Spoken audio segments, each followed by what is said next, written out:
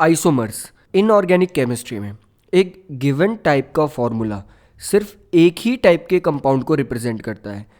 अगर हम H2SO4 का एग्जांपल लें तो H2SO4 सिर्फ एक ही कंपाउंड को रिप्रेजेंट करेगा, दैट इज सल्फ्यूरिक एसिड। लेकिन ऑर्गेनिक केमिस्ट्री में ऐसा नहीं होता। ऑर्गेनिक केमिस्ट्री में एक मॉलिक्यूलर फॉर्मूला दो या उससे ज़्यादा तरीके के कंपाउंड्स को रिप्रेजेंट कर सकते हैं। और ऐसा क्यों होता है ऑर्गेनिक केमिस्ट्री में? ये इसलिए होता है क्योंकि अब तक हमने देखा कि कार्बन अलग अलग चेन स्ट्रक्चर या ब्रांच चेन स्ट्रक्चर या साइक्लिक फॉर्म में रिप्रेजेंट किया जा सकता है अपने हाइड्रोकार्बन्स में। अगर हम एक एग्जाम्पल लें, दैट इज C4H10।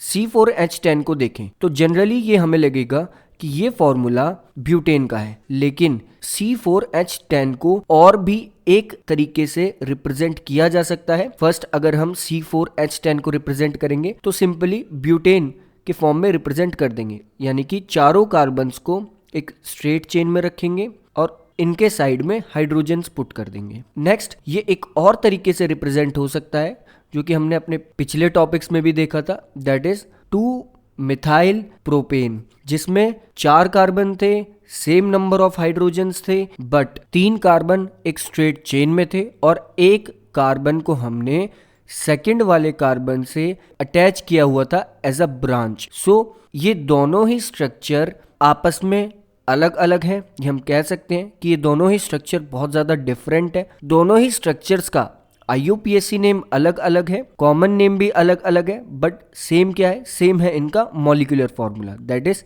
C4H10। और यहाँ अगर हम कॉमन नेम को और ज़्यादा अच्छे से समझना चाहें तो हम वो कुछ ऐसे समझ सकते हैं। ब्यूटेन का कॉमन नेम था, दैट इज N-ब्यूटेन, मतलब नॉर्मल ब्यूटेन, और 2 मिथाइल प्रोपेन का कॉमन नेम था आइसोब्यूटेन। N-ब्यूटेन में N नॉर्मल को रिप्रेजेंट कर रहा है और यहाँ आइसोमर्स को रिप्रेजेंट कर रहा है। सो हम यहाँ से एक स्टेटमेंट दे सकते हैं कि ऐसे ऑर्गेनिक कंपाउंड्स जिनका मॉलिक्यूलर फॉर्मूला सेम हो बट स्ट्रक्चर्स डिफरेंट हो, उन्हें हम आइसोमर्स कहते हैं। और इन स्ट्रक्चर्स को अगर हम देखें तो नॉर्मल ब्यूटेन के पास स्ट्रेट चेन स्ट्रक्चर है, जबकि आइसोब्यूटेन के पास ब्रांच्ड चेन स्ट्रक्चर है। और किसी भी हाइड्रोकार्बन का आइसोमर फॉर्म होना एक चीज़ पे डिपेंड करता है कि एक ब्रांच होनी चाहिए, और ब्रांच तभी पॉसिबल है जब हमारे पास मिनिमम 4 कार्बन्स हो, जो कि हमने इस केस में एग्जाम्पल के साथ देखा। अगर हमारे पास 1 कार्बन का कोई हाइड्रोकार्बन है, 2 कार्बन का कोई हाइड्रोकार्बन है, या फिर 3 कार्बन का भी कोई हाइड्रोकार्बन है, तो उसमें उसका आइसोमर बनाना या फिर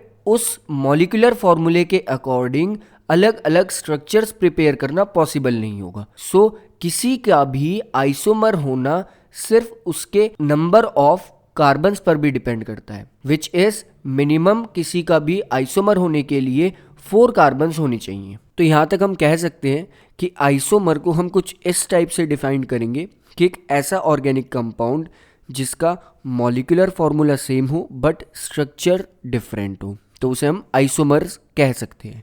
इसके बाद एक वर्ड आता है, दैट इज आइसोमरिज्म। आइसोमेरिज्म का मतलब होता है कि एक या एक से ज़्यादा ऑर्गेनिक कंपाउंड का एग्जिस्ट करना जिनका सेम मॉलिक्यूलर फॉर्मूला हो बट स्ट्रक्चर डिफरेंट हो। सो इस एग्जिस्टेंस को हम कहते हैं isomerism. And next important thing is that कि जितने ज़्यादा कार्बन के एटम्स होंगे हम उतनी ज़्यादा ब्रांचेस क्रिएट कर सकते हैं किसी भी चेन में।